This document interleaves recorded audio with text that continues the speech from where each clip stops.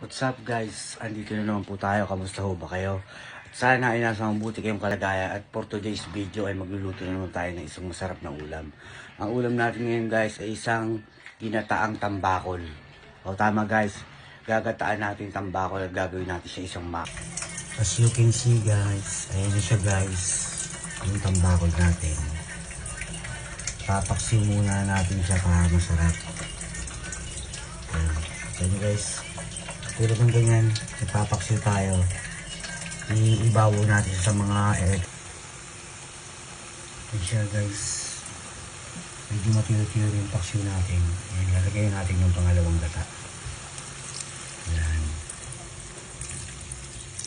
Pangalawang gata na guys, kasi susunod natin yung unang gata. Ayan. Ayan siya guys. Medyo tiro na siya, medyo na siya ng ketchup. Nalagay natin yung pangalawang gata, unang gata pala.